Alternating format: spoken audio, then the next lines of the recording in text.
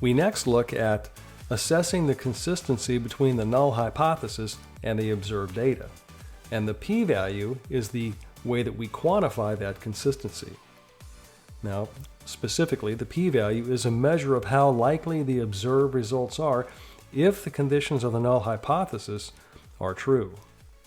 More specifically, it's the conditional probability of observing a value of the test statistic at least as extreme as that which has been observed, assuming that the null hypothesis is true. And when we say at least as extreme, what we mean is in the direction of the alternative hypothesis. So the p-value has a very specific, a very precise definition. The p-value is a conditional probability. And again, in particular, it's the conditional probability of observing a value of the test statistic at least as extreme as that which has been observed, assuming that the null hypothesis is true.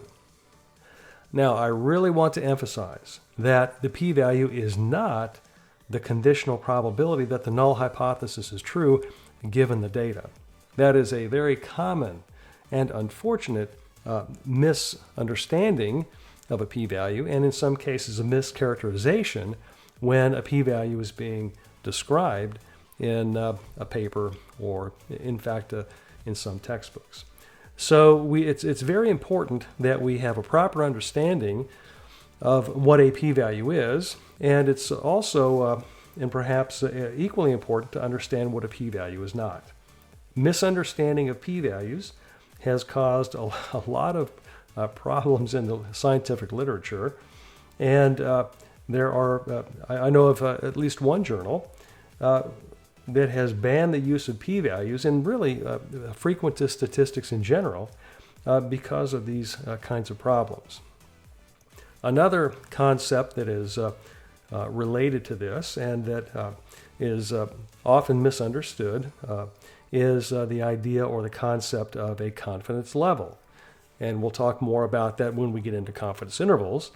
But in both cases, it's very important that we have a proper understanding of what these concepts represent and how they're defined. A p-value and a confidence level. So at this point, I would like to spend a few minutes talking about this last bullet point here, the fact that a p-value is not the conditional probability that the null hypothesis is true given the data. And I've created some additional slides that are in your note packet talking about this. And so this particular subsection is entitled p-values versus the conditional probability of HO given the test statistic. And so let's define some notation. So I'll define the following events. I'll let H0, and notice I've got a capital H and a large 0 here. The 0 is not in the subscript. This is defined to be the event that the null hypothesis H sub 0 is true. All right, so this is just notation to represent the event that in a given situation the null hypothesis is true. H1 is the event defined to be the event that represents the situation where the alternative hypothesis is true.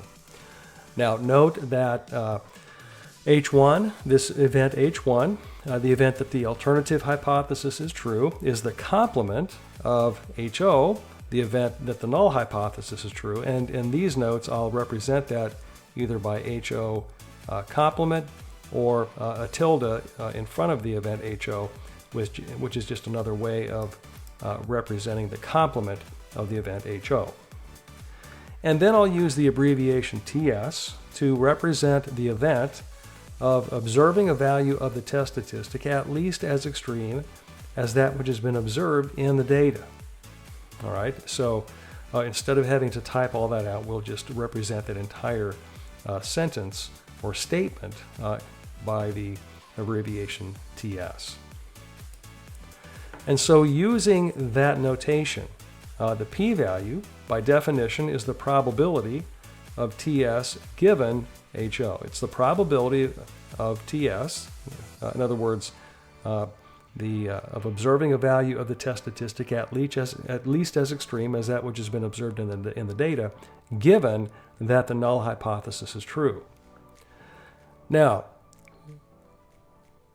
this other conditional probability, the conditional probability that the null hypothesis is true given TS, all right, this is the conditional probability that the null hypothesis is true given that we have observed the value of the test statistic at least as extreme as that which has been observed or seen in the data. Now, what are the differences in these two pieces of notation? What are the differences in these two conditional probabilities? Well, in the first one, notice that we are conditioning on HO. On the second one, we're conditioning on TS. All right, in the first one, we're finding the conditional probability of TS given HO. In the second, we're finding the conditional probability of HO given TS. So these are not equivalent conditional probabilities. And in particular, the p-value is defined to be this first one, the conditional probability of TS given HO. So the p-value is not this second conditional probability, and that's what we're saying on the next slide. All right, the p-value is not equal to the conditional probability that the null hypothesis is true given the event TS. Now, the question is, what is if this is not the p-value, if the p-value is not equal to this, are these two quantities related? Is the p-value related to this conditional probability? And if so, what is that relationship?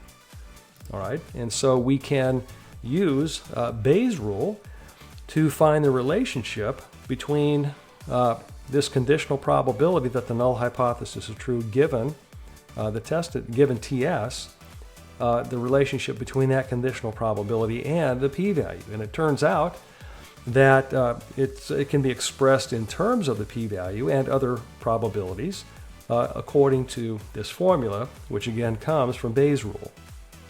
So the conditional probability that the null hypothesis is true given the event TS is equal to the unconditional probability that the null hypothesis is true times the p-value of the test divided by the sum of that same quantity down here in the denominator, the unconditional probability that the null hypothesis is true times the p-value of the test plus 1 minus the unconditional probability that the null hypothesis is true times the conditional probability of observing a value of the test statistic at least as extreme as that which has been observed, given that the alternative hypothesis is true. So these two quantities, the p-value and this conditional probability, are related, and they're related through a fairly complicated probabilistic relationship. Now let's consider how we use each of these quantities in making inferences. In particular, if the probability that the null hypothesis is true given the event TS is small enough, then it makes sense that we would reject the null hypothesis and conclude that the alternative hypothesis is true. In other words, if it's very, very unlikely, given the data, that the null hypothesis is true, then we ought to reject the null hypothesis. Now, recall from your first methods course that the way that we use p-values is to reject the null hypothesis if the p-value is small enough. And so from a qualitative standpoint, the usage of this conditional probability, the probability that the null hypothesis is true given the data, and the p-value is consistent in this regard. Now, if we have enough information to calculate the conditional probability that the null hypothesis is true given the data, then we can use it to make our decision about which hypothesis we believe to be true. Now, such an approach has the advantage of utilizing both the information contained in the sample and our prior information about whether the null hypothesis is true, which is contained in the unconditional probability of the null hypothesis being true. So the unconditional probability of HO. But now some questions. What information do we need to compute the conditional probability that the null hypothesis is true given the data? Where can we obtain such prior information? What type of prior information or what sources of prior information would you deem acceptable for this kind of statistical decision making? So let's take a look again at the information that is required to compute this conditional probability. One piece of information that's required is the p-value for the test. Now that's easy. That is readily available from the data and the particular hypothesis being tested. Another piece of information that is required is the unconditional probability of HO, the unconditional probability that the null hypothesis is true. Now, this is also called the prior probability that the null hypothesis is true, or our prior assessment of the likelihood that the null hypothesis is true. Now, what I want you to do is just think about this and try to come up with some ideas of where you might find this kind of information. And what is the nature of that information? All right? So think about that and we'll continue on. In addition, the conditional probability of TS given the alternative hypothesis is true is also needed to compute this conditional probability here. So in order to compute the conditional probability that the null hypothesis is true given the data, given TS, we also need this conditional probability of TS given the alternative hypothesis is true. So this is the conditional probability of observing a value of the test statistic at least as extreme as that which has been observed in the data under the conditions of or given that the alternative hypothesis is true. Now, if we think about this for a second, we realize that the alternative hypothesis is not a single, just a single point hypothesis. There are many possible ways that the alternative hypothesis can be true. And so we would need to consider or take into account this conditional probability for every possible value or every possible way that the alternative hypothesis could be true. And so that's what we're saying here in this second bullet point, that this conditional probability is not single valued, but depends on the particular value of the parameter in the alternative hypothesis space. And so there would be many, many values associated with that conditional probability. Now, we would need to know the actual distribution of the parameter. In this Bayesian context, the parameter is considered a random variable rather than a constant. All right, and so there are many ways that the alternative hypothesis can be true. Those impact these conditional probabilities, and to take this set of possible values for these conditional probabilities into account, we would need to know something about the distribution of the parameter about which we're testing, because again, in this Bayesian context, the parameter is considered to be a random variable, not a constant. And so then once we have that, how would we handle the fact of many possible values of the parameter in its calculation? Some kind of averaging? All right, so we would need to do something in that regard. And so we really need to know the distribution of the parameter to incorporate this piece of information here. Now, knowledge of the distribution of the parameter would also allow the computation of this unconditional probability of the null hypothesis. So now the next question I want you to consider is, where would we get information about the distribution of the parameter that we're testing hypotheses about? All right, so again, thinking about this from the Bayesian standpoint, where would we get that kind of information? So take some time and think about it, perhaps list some ideas. Now, what if we don't have enough information to calculate the conditional probability of HO given TS? Well, if we don't have all the enough information, perhaps we don't have a value for the unconditional probability that the null hypothesis is true. Or maybe we don't have enough information to identify these probabilities and to combine them into a single value. Well, we still have the p-value from the hypothesis test, from the frequentist hypothesis test. So if we don't have enough information to calculate this conditional probability, we still have the p-value, and so we can use that to make our decision about which hypothesis we believed to be true.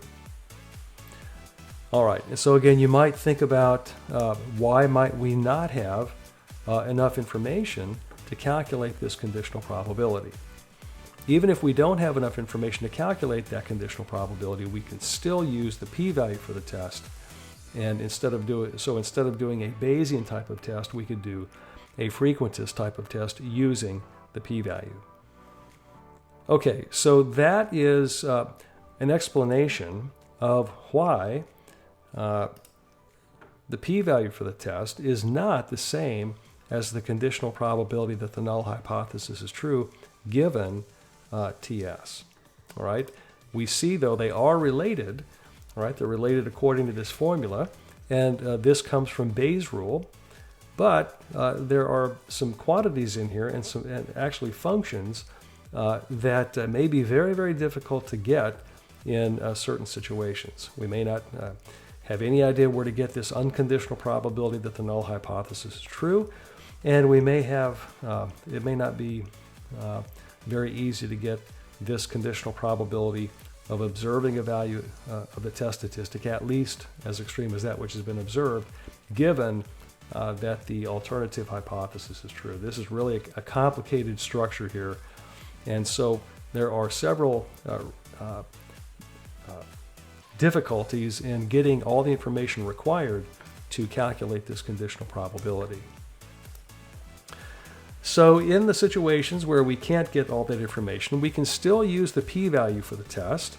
All right, we just need to understand what the definition of the p-value is and make sure that we interpret it correctly.